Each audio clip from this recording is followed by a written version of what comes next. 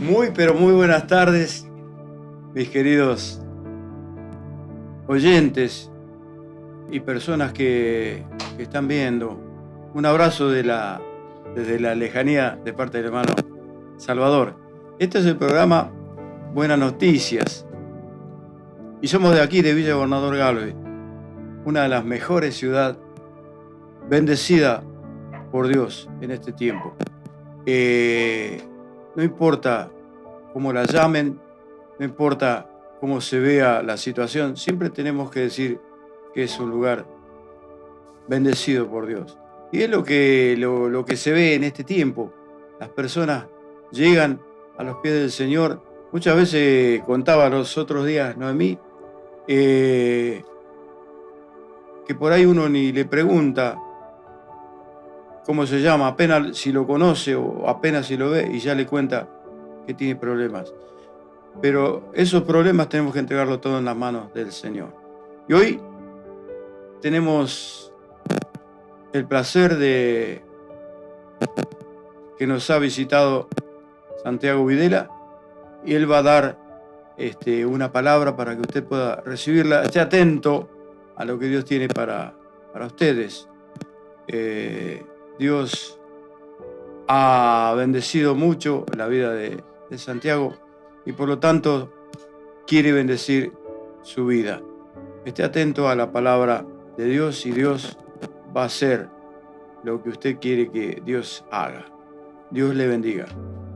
Santiago. Bueno, bendiciones, que Dios te esté bendiciendo en este momento, en el lugar donde te encuentres, en tu casa, en casa de algún vecino, de algún amigo, compartiendo, este video.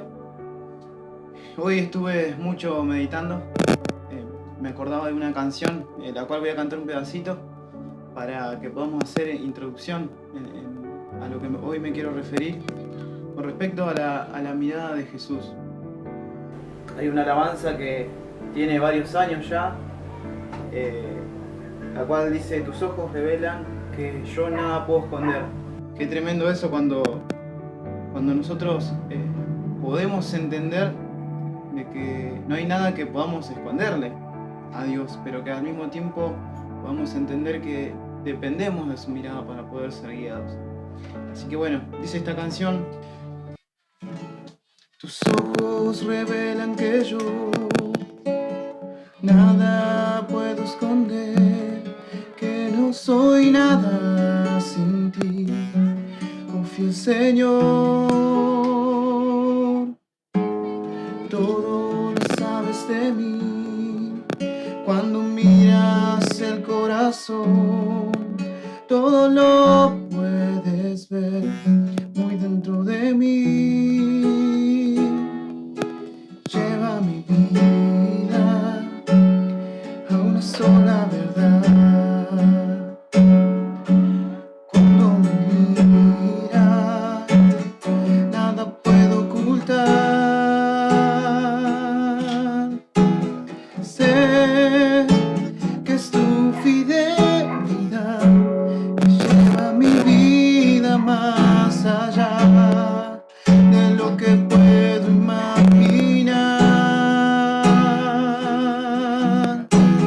Sé que no puedo negar que tu mirada puesta en mí me llena de tu paz. Gloria a Dios.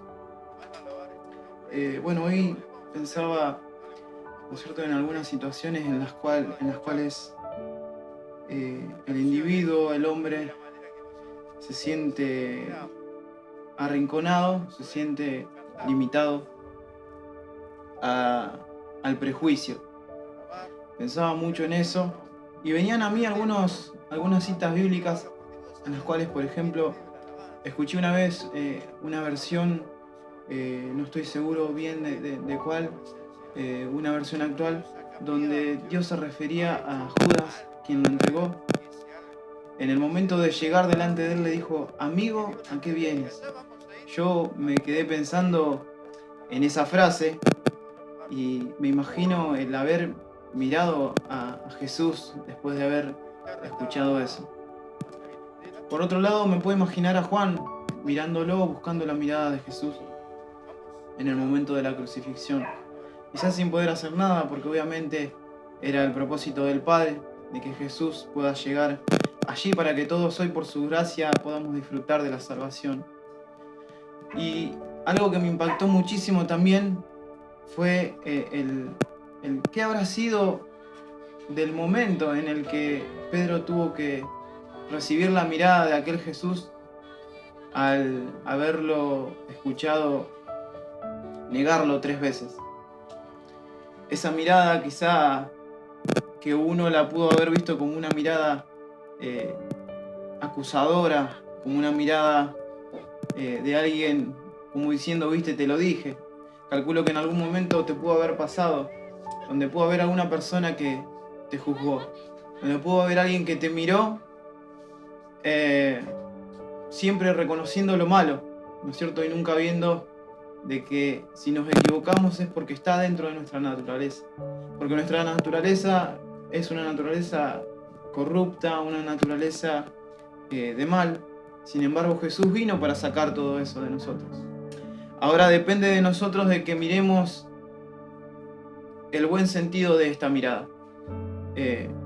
Podemos ver a un David también, ese David que quizá se equivocó muchísimo, que quizá fue mujeriego, que quizá mandó a matar a un hombre para quedarse con su esposa. Y aún así era un hombre que realmente entendía el corazón de Dios. Era un hombre que realmente, más allá de sus errores, sabía que no había ningún otro lugar que no era la presencia de Dios. Que no era un lugar no había otro lugar en el cual él se podía refugiar más.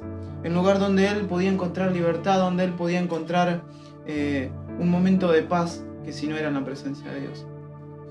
Entonces hoy me había puesto a pensar en esto, digo, ¿cuántas veces el hombre limitado a su situación, puede ser su situación financiera, su situación de salud, su situación quizá amorosa, sentimental, o quizá su situación enredada, ¿no es cierto?, en los vicios, en los males, en las maldades quizás que hay en este mundo? Pero más allá de todo eso, nunca vemos la mirada de Jesús como una mirada de amor. Si nos ponemos a ver en la situación en la que se gestó esa mirada. Ahora, sin embargo, este Jesús lleno de misericordia no venía a entregar una mirada de juicio, no venía a entregar una mirada de acusación, sino que venía a entregar una mirada de amor. Dice esta canción que estábamos cantando hace un momento: tus ojos revelan que yo nada puedo esconder, así como decía al principio. Y dice, sé que tu fidelidad es más segura, me lleva más allá de lo que yo puedo imaginar. Y tu mirada puesta en mí me llena de tu paz. Ahora, cuando nosotros entendemos que la mirada de Jesús no tiene que ver con una mirada que nos aleja de Dios, al contrario, es una mirada que nos acerca a Dios. Es una mirada que se encargó de abrir una puerta, se encargó de disculpen, se encargó de ponernos delante del altar de Dios para nosotros así poder adorarle. Nosotros no teníamos posibilidad, no había posibilidad, no estábamos aptos, no había en nosotros aptitud en la cual nosotros podríamos presentarnos delante de Dios, porque no hay nada en mí que pueda asombrar a Dios.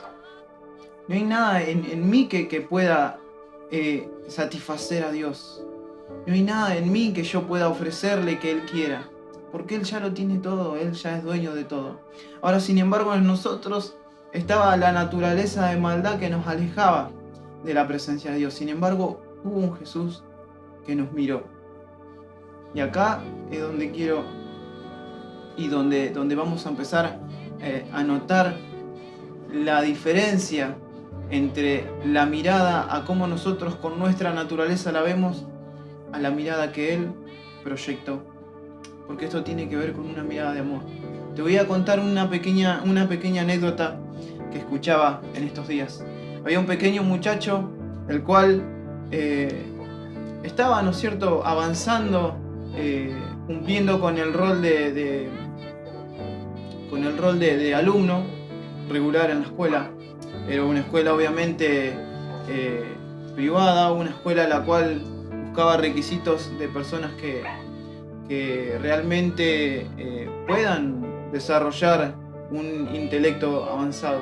Ahora llega un punto donde este muchacho se encuentra en una encrucijada en la cual se da cuenta que no quiere seguir, porque decía, yo tenía un profesor, el muchacho este contaba y decía, yo tenía un profesor de matemáticas, el cual tenía 3 ambiciones en su vida. Una era enseñar, la otra era obviamente tener un sueldo, un buen sueldo, y la tercera ambición era hacerme la vida imposible a mí. En ese momento me dio un poco de gracia, pero al mismo tiempo yo pude entender de que este muchacho se refería a que ya estaba cansado de los tratos, quizá, no de los tratos, sino de que a veces a uno se le hace difícil, se le limitan algunas cosas. Y dice que este muchacho se empecinó en decir que no quería seguir estudiando, estaba cansado, que no quería volver a la escuela.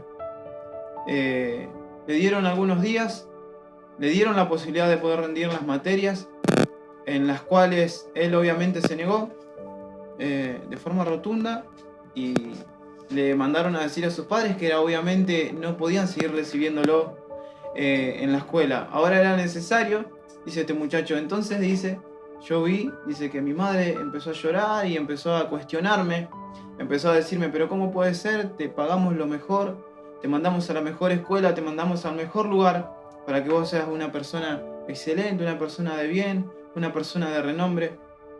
Y dice, y mi padre era una persona muy callada.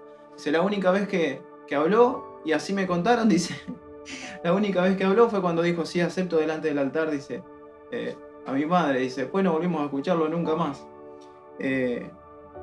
Y bueno, dice, y yo le digo a mi mamá, dice, necesito que alguien vaya a firmar porque yo ya no tengo posibilidad de volver a la escuela y tampoco quiero. Entonces ahí lo escuché a mi padre decir, sí, yo te llevo, vamos. Mi madre obviamente, dice, se quedó llorando.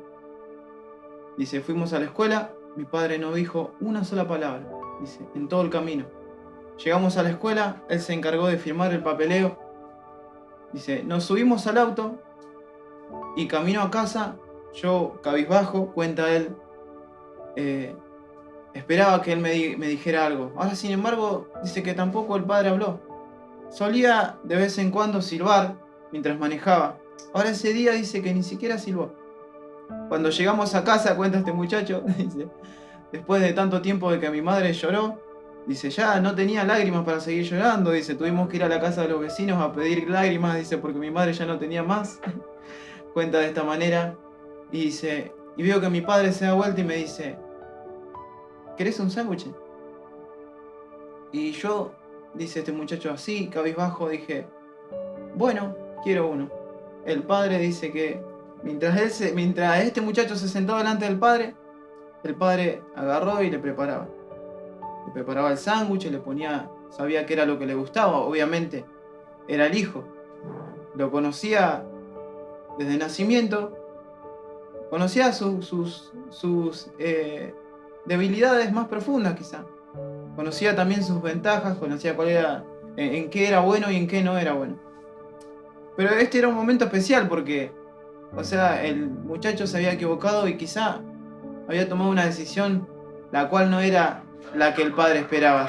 Decidió él ponerse a pensar en ese momento, ¿cómo puede ser que yo habiendo tomado la decisión que tomé, la persona a la cual obviamente yo hice responsable de ir a firmar mi salida de ese lugar, me esté preparando un sándwich, quizás yo habiéndolo decepcionado con la peor de mis decisiones?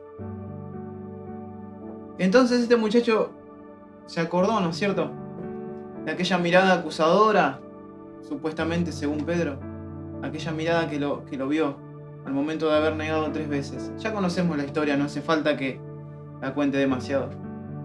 Después de haberlo negado 3 veces, quizás Jesús lo vio, Jesús lo miró a Pedro. Pero en ese momento dice que también se acordó de que el día de que Jesús volvió al discípulo que mandó a llamar, por favor, no se olviden de aquel Pedro. Y dice, este muchacho contaba, yo me puedo imaginar, ¿no es cierto?, alguna situación en la cual puedo ver a un Pedro acercándose y a un Jesús cocinándole pescado, dice, para desayunar, dice, para poder hablar con ellos. Ahora qué tremendo que aún dice, aún después de haberlo traicionado, después de haberlo negado, decidió llamarlo. Y así es como nosotros tenemos que ver el amor de Dios para con nosotros. Que a través del amor que tuvo su Hijo Jesús hacia nosotros para poder entregar hasta su último aliento, hoy nosotros podemos ver que por medio de su gracia podemos entrar y adorar a Dios al lugar santo.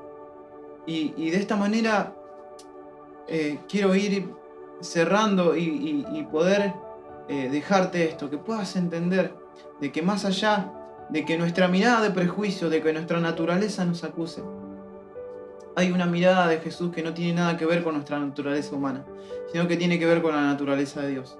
Algo que yo pude entender, que desde el nacimiento nosotros fuimos marcados. Desde el nacimiento nosotros fuimos hechos por el mismo Dios. Dice que Él nos vio desde antes de nuestro nacimiento. Y yo me imaginaba, ¿no es cierto?, haber sido formado por Él de tal manera, y me imaginaba, ¿no es cierto?, esto obviamente, dejé ir un poco mi imaginación, de poder ver a Dios tomando un pedazo de su corazón y poniéndolo dentro de mi pecho. Hoy en nuestra naturaleza, quizá pecaminosa, vemos a un hombre que se puede equivocar, a un hombre que lo único que hace es alejarse de Dios. Sin embargo, lo que nosotros tenemos que entender, que por naturaleza tenemos el corazón de Dios. Ahora lo que nosotros tenemos que entender es que esa mirada de Jesús no es una mirada de acusación, sino que es una mirada que te mira con amor. Es una mirada que está destinada a atraerte, a que puedas venir al camino de Dios, a que puedas volver a casa, a encontrarte con tu Padre. Por eso en esta hora yo quiero hacer una oración. Voy a pedirte permiso, voy a hacer una oración por tu vida, porque sé que quizá esa mirada es lo que no te deja hablar. A veces nos pasa que cerramos los ojos y decimos, Dios, ¿por dónde empiezo? ¿Cómo puedo hacer para hablar con vos? Ahora, sin embargo, nos pasa que eso es por culpa de nuestra naturaleza. Lo que nosotros tenemos que entender hoy es que nuestra identidad está destinada a un camino cerca de Dios, está destinada a llegar a los pies de Dios. Pero eso depende de que nosotros entendamos de que no hay acusación para nosotros. Al contrario, está el amor del Padre.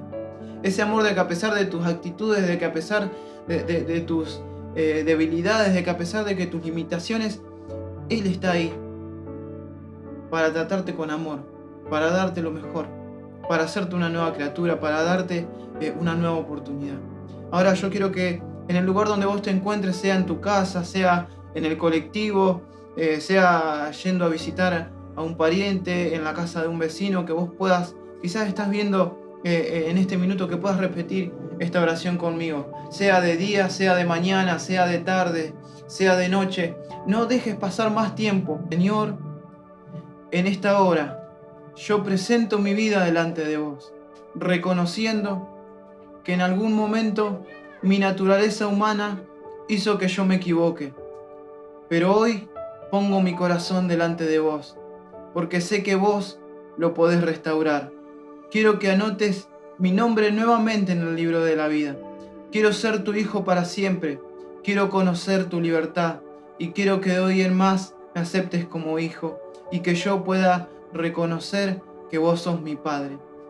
En el nombre de Jesús, amén y amén. Amén. Bueno, muchas gracias. Hermoso mensaje. Nos veremos la próxima. Que Dios te bendiga, que bendiga a tu familia. Que hoy pueda ser un día diferente para vos, para tu familia, para tus hijos. Que Dios te bendiga. Hasta la próxima.